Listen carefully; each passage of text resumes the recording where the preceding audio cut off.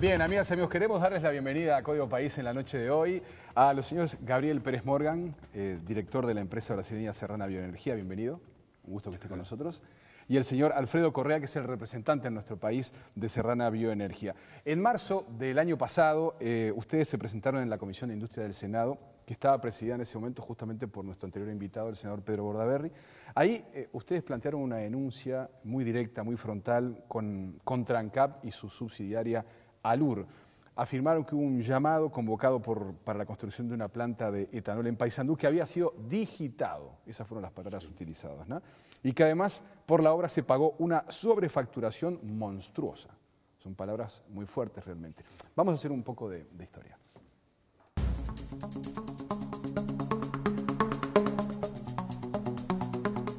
En octubre del año 2014, y con la presencia del entonces presidente José Mujica, fue inaugurada la planta de bioetanol Paysandú. Esta planta costó 147 millones de dólares y fue construida por la firma española Bengoa, que ganó el concurso de precios entre 8 oferentes internacionales. La planta tiene como objetivo producir al año 70 millones de litros de bioetanol y 60.000 toneladas de alimento animal, con una dotación directa de 100 empleados. Para esta producción son necesarias 200.000 toneladas de granos, producidos en 50.000 hectáreas de cultivos, concentrados principalmente en el noreste del país. Para la elaboración del bioetanol, el proyecto prioriza la utilización de sorgo grano como materia prima, pero también puede utilizar maíz, trigo y cebada.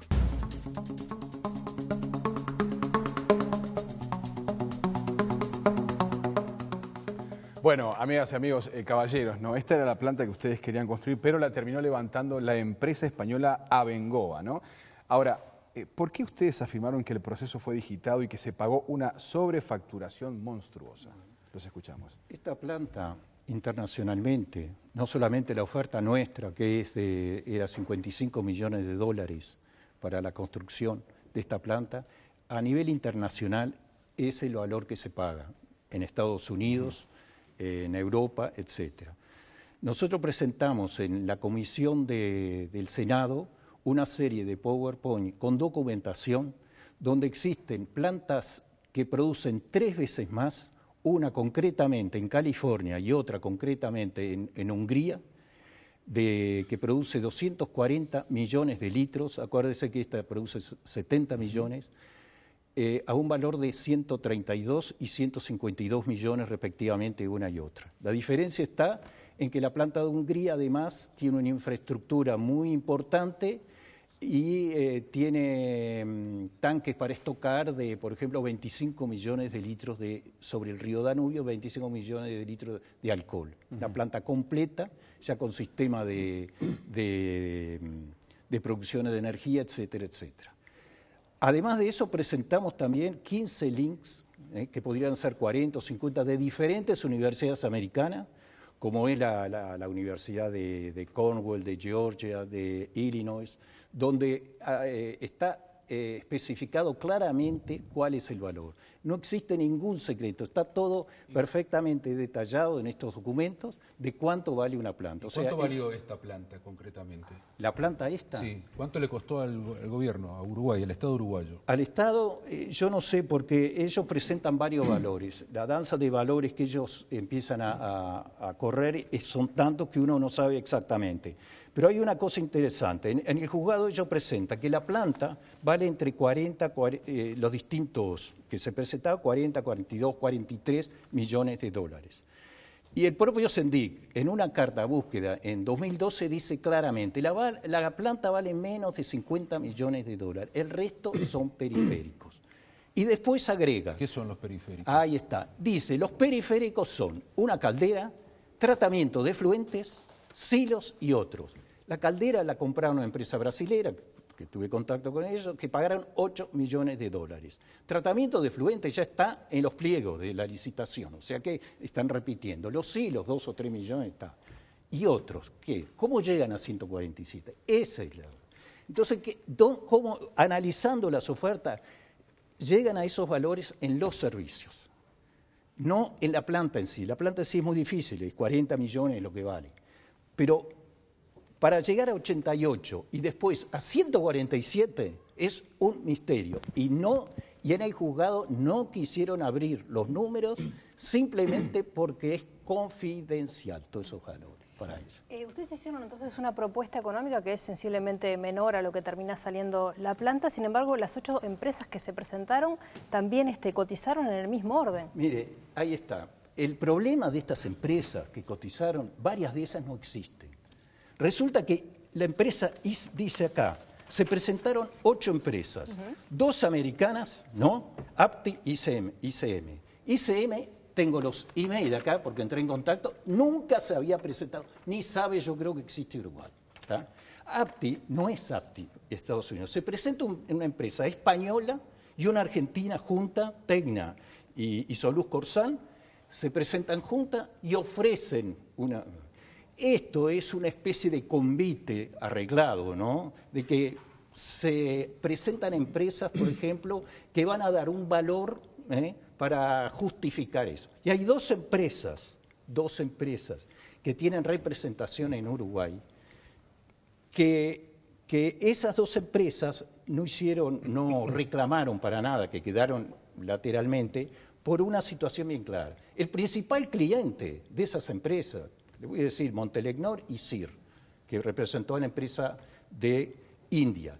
Esas 2 empresas, el principal cliente que tienen es Alur, ANCAP y el Estado. Yo si estuviese en Uruguay y tuviese la empresa que instalada, también haría exactamente lo mismo. No voy a entrar en eso porque prácticamente me autoexcluyo. Usted dice que no quiere entrar en litigio, entonces. Claro, no quieren entrar. Ajá, esas empresas no quieren entrar en Ahora, le quiero hacer una pregunta sí. al señor Correa, porque Raúl Sendic, presidente de ANCAP en su momento, y Leonardo de León, presidente de ALUR también, e incluso ayer lo dijo en el Parlamento, dijeron que, bueno, que a ustedes no los invitaron porque fue por invitación, no fue licitación, ¿no? Exactamente. Que a ustedes no los invitaron porque ustedes no tenían antecedentes. Y yo le pregunto, ¿qué antecedentes tienen ustedes para ser invitados a hacer una obra de esta magnitud? Bueno, en primer lugar, quizá la gente no sepa que esta es una historia que tiene más de 9 años. Serrana presentó este mismo proyecto exactamente igual, valorizado, terminado, por el año 2006, durante la presidencia del doctor Tabaré Vázquez. Se lo presentamos al entonces ministro de Ganadería, el señor Mujica, que se entusiasmó mucho con el proyecto, nos dirigió a hablar con el entonces presidente de ANCAP, Daniel Martínez, que también tenemos que reconocer que nos recibió muy bien, de una forma muy ejecutiva. Intentó hacer una reunión con los... Era un proyecto privado, totalmente autofinanciado, no se pedía ningún tipo de exoneración. Solamente se precisaba un contrato con ANCAP y un precio acorde al valor de la nafta, nada más. Porque además la ley de biocombustibles en ese momento obligaba a ANCAP a determinada mezcla con la nafta y no llegaba ANCAP con la producción que tenía en Bella Unión. El ingeniero Martínez nos recibe muy bien y nos propone hacer una reunión con los inversores la semana siguiente. Dice, ¿pueden venir los inversores la semana siguiente? Sí, pueden venir, no hay ningún problema. Dice, pero como esta es un área que cabe más bajo la égida de Raúl Sendic, la parte de biocombustible, me gustaría que él participara, así que quiero involucrarlo a él en la reunión. Fue totalmente imposible conseguir la reunión con el señor Raúl Sendic. Ese mismo día en ANCAP, 8 de la noche, fuimos hasta la vicepresidencia, el señor Sendic estaba en Bella Unión, tratamos infructuosamente con su secretaria de conseguir la reunión, esa reunión no se concretó nunca. Quiere decir que teníamos el proyecto, lo habíamos presentado. En la época también tuvimos reuniones con el intendente Carámbula en su primera intendencia, porque la planta se iba a poner en Canelones. Entonces le interesaba mucho al intendente. Tuvimos reuniones con técnicos de ANCAP, presentamos el proyecto, discutimos el proyecto. Tuvimos reuniones con el señor Ramón Méndez Galán, director nacional de Energía, y una cantidad. Y nos acompañó en todas esas gestiones un diputado del MPP, que era ese señor Esteban Pérez, que ahora es un ex diputado. Esto para situar lo que sería un poco la prehistoria. Concretamente, o sea, ustedes desde el año 2006 están con este mismo proyecto. ¿Quiere decir que se lo plagiaron igual. Entonces? No, porque no inventamos nosotros la producción de... Pero hay una coincidencia muy grande, que era justamente de 70 millones de litros, íbamos a utilizar sorgo, y también que nosotros dejamos copias de esos proyectos. En ese momento, el propio CENTIC dice, en una de las audiencias, en esa época nosotros ni teníamos pensado hacer y en ALUR nos recibieron dos burócratas ahí, no sé quién era, y nos dijo que no interesaba, ahí donde liquida, una planta de esas, porque en ese momento estaban totalmente concentrados a la producción de alcohol en Bella Unión. Íbamos a hacer competencia y no interesaba. Punto final, y ahí prácticamente los inversores... Ajá. Quería decir claramente que teníamos ya la línea de crédito del BNDES, el Banco de Desenvolvimiento de Brasil, para iniciar inmediatamente la gestión. La única cosa que pedíamos es exactamente como se hace en Brasil, que se compre el combustible, ¿no?, el etanol en este caso, al precio, el equivalente al precio de la nafta. Hay que acordarse que el alcohol tiene un 70% del valor calórico de la, o sea, claro, de la nafta. Correa, eso es un poco la prehistoria. Sí. Eso ya pasó y ya fue. Luego, por mediados de 2011, nos enteramos por la prensa de que ALUR iba a hacer el mismo proyecto en Paysandú. En ese caso, yo le mando una carta por intermedio de un amigo común, al entonces vicepresidente de ANCAP, el sociólogo Germán Riet, que no tuvo respuesta, y luego le mando otra carta al señor presidente de la República por medio de un amigo común también. Eso fue por noviembre del 2011. ¿Ustedes nunca se enteraron de que estaba en proceso eso, no, la planta? Porque ayer el senador Leonardo de León, cuando se votó la investigadora, hablando del tema de ustedes concretamente, dijeron que ustedes quisieron entrar por la ventana. Bueno, yo le voy a decir una cosa, señor Ladra. Yo fui convocado por el señor presidente de la República de la época, el señor José Mujica, a la residencia de Suárez y Reyes. No recuerdo haber entrado por la ventana, creo que hubiera sido de mal gusto, entré por la puerta. ¿Eso en qué época fue? Noviembre del 2011. 2011. Y en ese momento, él nos recibe, recordaba que siendo él ministro de Ganadería, habíamos tenido una reunión con él. Incluso hay una anécdota, cuando el señor Mujica fue electo presidente, y está el recorte del diario El País, nosotros lo tenemos, declara lo siguiente: siendo yo ministro de Ganadería, vinieron a verme los inversores brasileños para poner una planta de etanol en base a sorgo. Voy a ir a buscarlos a Brasil. Tenemos el recorte del diario. ¿Se refería a ustedes? Sí, se refería a nosotros. Fue cuando recién fue electo Mujica. Cuando Mujica me llama a la residencia, tiene la deferencia de llamarme a la residencia de Suárez y Reyes, él recordaba bien a nosotros y a Serrana que le había presentado aquel proyecto. Entonces le dice, y como yo le había mandado una carta al sociólogo Germán Riet antes, y se la adjunté al señor presidente, lo cita también a él. Nos sienta a ambos en el escritorio, y en ese momento le pide al señor Riet que nos dé todos los antecedentes para que presentemos una oferta. Pero esto no lo digo yo, a mí me gustaría leer esto de un acta de una versión taquigráfica de la Cámara, de la Comisión de Industria de la Cámara de Senadores. Breve, por favor. Donde dice el señor Sendic: a fines de 2011 hubo una solicitud de una empresa brasileña que ofrecía proporcionar esta planta a un precio menor. Incluso en la reunión que mantuvimos con el señor presidente de la República, nos propuso que le hiciéramos llegar el pliego a la empresa para que ésta pudiera preparar y hacer una oferta. Nosotros, en conocimiento de esta situación, respondimos que no. Ajá. Ahora, caballeros, la planta ya fue construida. Sí. ¿No? O sea, no puede haber marcha atrás. O sea, ¿qué pasos van a seguir ahora? Bueno, digo, nosotros recién salimos de un proceso, de dos procesos, ¿no? Por injuria, difamación, no sé cuánta otra cosa más, y eso fue casi la semana pasada. Todavía, yo la verdad de las cosas todavía no tengo pensado qué es lo que si vale la pena seguir, si no vale. Quizás vale la pena seguir, porque esta es una cuestión para mí ya no es de... Yo veo que está esta investigadora. Esto es una cuestión de irse directamente a la justicia. Están todas las pruebas acá. Es una cuestión casi policial.